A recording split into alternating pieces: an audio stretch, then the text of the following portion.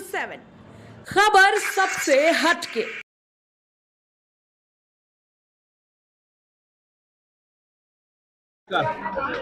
आज महिला सशक्तिकरण को लेकर के आज प्रधानमंत्री जी बयान दे रहे हैं, तो ये जो महिला है इनकी क्या उमंग है, क्या चाहते हैं, क्योंकि आप दिल्ली के अध्यक्ष हैं, आप जानते होंगे शायद नारी शक्ति वंदन आज दिवस मनाया जा रहा है।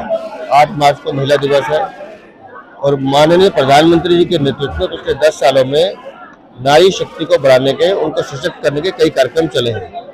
माननीय प्रधानमंत्री जी का संकल्प है कि नारी शक्ति वंदन के तहत 10 करोड़ बहनों को सशक्तिकरण की राह पे लेके जाना है और माननीय प्रधानमंत्री जब कहते हैं तो करके दिखाते हैं। हम सालों से सुनते थे कि 33% आरक्षण मिलेगा, लेकिन नारी शक्ति वंदन अधिनियम लाके प्रधानमंत्री जी ने उस मार्ग को प्रशस्त किया है। मातृ वंदन योजना माननीय प्रधानमंत्री की योजना, जिससे लाखों करोड़ों बहनों को लाभ मिला है। जन धन योजना, उसके माध्यम से माताओं बहनों को लाभ मिला है। इसी तरह से आप देखें समृद्धि सुकन्या योजना, उसके हिसाब से पूरे हिंदुस्तान में 3 करोड़ से ज्यादा खाते खोले गए हैं माताओं बहनों के बच्चों, छोटे बच्चों के लिए। उसी तरह से 10 करोड़ से ज्यादा बहनों को उज्ज्वला योजना का लाभ मिला है। 4 करोड़ से अधिक लोगों को पक्के आवास मिले, जिसमें 70% मालिकाना हक बहनों को मिला है।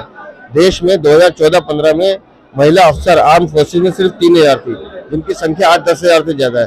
ये सब माननीय प्रधानमंत्री जी के नेतृत्व का करिश्मा है कि नारी शक्ति को सशक्तिकरण के साथ आगे बढ़ाना और उनको आगे ले जाके समाज में बराबरी का मौका देना, ये उनकी सोच है, जिसको हम अपने हिसाब से उनके नेतृत्व में काम कर रहे हैं। और अभी इस नारी शक्ति वंदन पे माननीय प्रधानमंत्री जी ने संकल्प लिया है कि 3 करोड़ बहनों को अगले वर्ष में लखपति दीदी बनाना है। उस दिशा में हम काम कर रहे हैं। सर, 2 सवाल।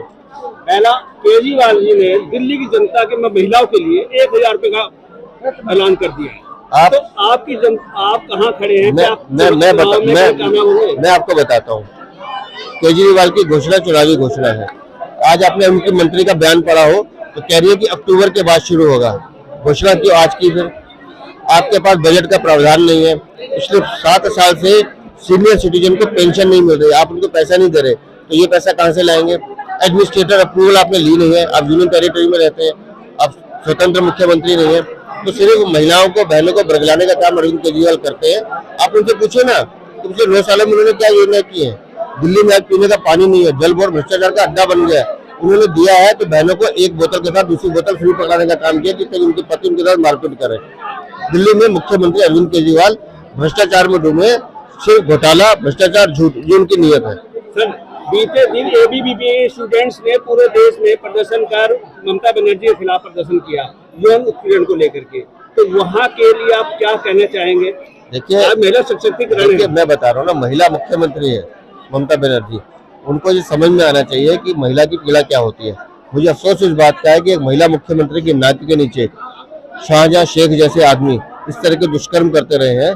और अब तो ठीक है कि सीबीआई के पास वो गिरफ्तार हो गया, लेकिन ममता बनर्जी को नैतिक जिम्मेदारी लेते हुए इस्तीफा देना चाहिए। धन्यवाद। जो महिलाएं, उनकी जिनके ऊपर शोषण हुआ, अब जो वो आवाज उठा रही है, वो भी कहीं ना कहीं मोदी जी के संरक्षण में ही आवाज उठा रही है। अगर आज कोई और सरकार होती तो उनके पास यह हिम्मत ना हो पाता कि वो आवाज उठाती। उन्हें उम्मीद है कि अगर वो आवाज उठाएंगी, उनकी आवाज को सुना जाएगा और उस पर काम भी होगा। इसलिए उन महिलाओं में ये शक्ति है। तो ये भी कहीं ना कहीं मोदी सरकार से प्रभावित होकर है। और शोषण की रही बात, तो जब उन्हें यह तब पता नहीं था कि हमारे लिए भी कोई काम कर रहा है, तब तक यह शोषण हो रहा था। अब शोषण की कोई बात नहीं, महिलाएं खुली है, तो फांसी तक का प्रावधान के लिए प्लेटफॉर्म तैयार कर दिया मोदी जी ने। वो कह रहे हैं वो तो यही तो मैं कह रही हूँ कि जो शोषण हुआ वो उस समय महिलाएं इस समझ नहीं पा रही थी कि मोदी क्या कहना है आपका मोदी सरकार के लिए, मोदी जी के लिए, जिन्होंने आज सशक्तिकरण के लिए बल दिया? आज देख रहे हैं इतनी सारी महिलाएं हुई हैं, क्या मानना है आपका? कि ये मेरा मानना है मोदी जी बहुत अच्छे हैं और हमेशा के लिए ही मोदी जी ही प्रधानमंत्री चाहिए, हमेशा के लिए। हमेशा के लिए मैं तो यही कहूंगी कि मोदी जी आजीवन प्रधानमंत्री रहे, उन्हीं की देख रेख में ये राज्य चले, क्योंकि वो बहुत अच्छा चला रहे हैं। अभी कहीं न कहीं नारी भी थोड़ा कमी हुई थी, लेकिन जब से मोदी जी आए हैं ना, तो हम बिंदास होकर बोल सकते हैं, अपनी बात रख सकते हैं